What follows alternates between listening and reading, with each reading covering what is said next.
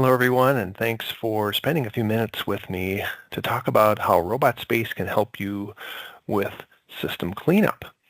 If you're not familiar with the Robot product line, we've got a number of categories of products, and we're going to spend our time here in the upper right-hand corner under Performance Monitoring and specifically talking about Robot Space. If you're not familiar with Robot Space at all, it has multiple functions that you can exploit. For instance, overall system ASP, storage, monitoring, and alerting.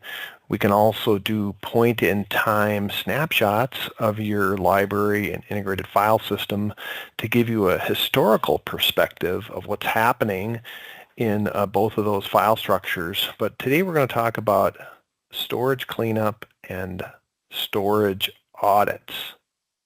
So what can that do for you? So what we're talking about here is automating the capability of cleaning up your system and identifying where you might be wasting space. So what we're talking about in Robot Space is what we call storage audits. Storage audits can do both cleanup and they have reporting capability. So on the cleanup side, we can do things like deleting old journal receivers, old save files, stream files in the integrated file system, spool files and out queues. We can also automatically do file reorgs. In terms of audit reports, we can do things like identifying duplicated libraries or directories, in other words, finding duplicated objects in multiple libraries or directories. We could report on, for instance, what's been restored to your system in the past 24 hours or something like that, whatever you'd like to see. The storage audit itself runs in batch using the SPC audit command, and that command exists in the Robot Space library. Robot Space is a strictly graphical product for IBMI. There is a component that runs on IBMI in the RBT Sleeper subsystem that does the live monitoring of ASP storage, but we're going to spend our time here in storage audits.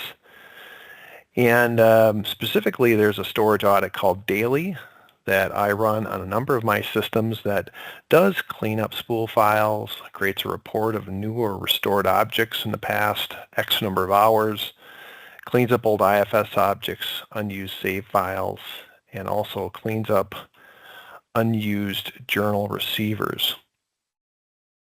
All right, so let's take a look at what that looks like in our live environment. Okay, what you're looking at is the Robot Space graphical interface. We're going to drill into storage audits, and specifically, let's take a look at our daily storage audit. Now, if you do want to create a new storage audit, it's simply a right-click and an add. You can call the storage audit whatever you'd like. You could, for instance, name it based on the frequency that it runs or what it does. That is totally up to you. So let's focus on my daily storage audit. The first thing that you're going to do in your audit is identify what areas in the library and integrated file system and out queues that you want to focus on. So under my library filter, I'm looking at all libraries. I'm excluding my Chuck library. So activities or tasks in the audit won't touch my library.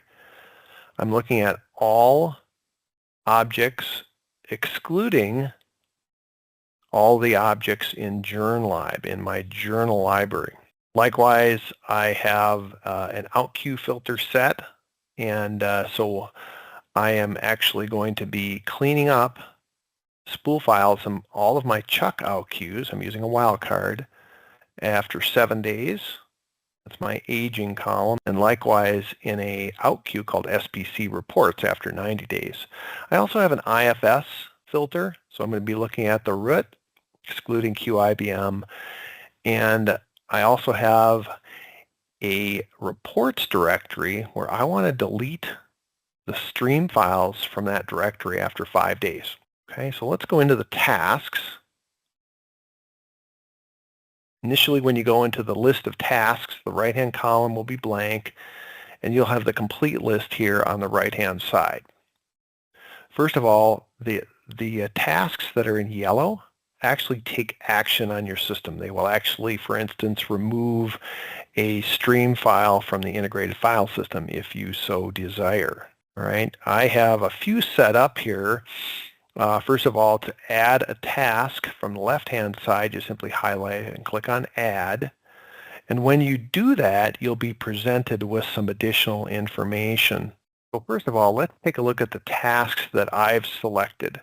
I've selected Aging and Output Queue, List New or Restored Objects, Aging IFS Objects, Deleting Unused Save Files, and Unused Journal Receivers. First of all, under Age Output Queue, I'm going to double-click. You'll be presented with this dialog when you first add your task into the active task list, and it will ask you what sort of corrective action do you want to apply to your aging of out queues. Initially, when you're going to run an audit, a storage audit for the first time, I'd highly recommend you take corrective action none and simply print the results. And then when you're ready to roll this into production and actually start purging, change that to delete spool files. So right now we're going to leave that as star none. Likewise, listing new or restored objects, that's not a yellow type task, so this is simply a report or an audit. All right, it's an audit report, and it's simply going to print the results of all those objects that it says were restored in the last 24 hours on my system.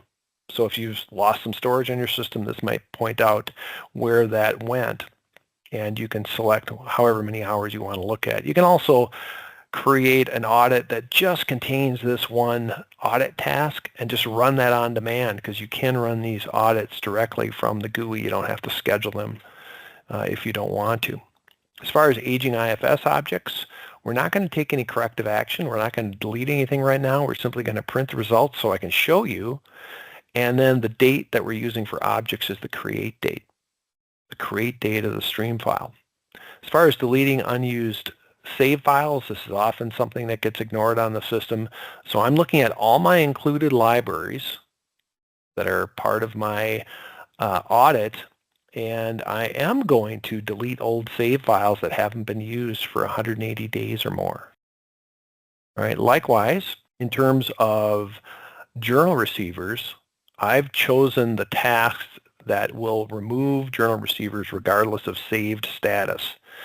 So even though we do run a daily and a weekly backup of the system, we are going to remove the unattached journal receiver if it hasn't been used in 14 days or more.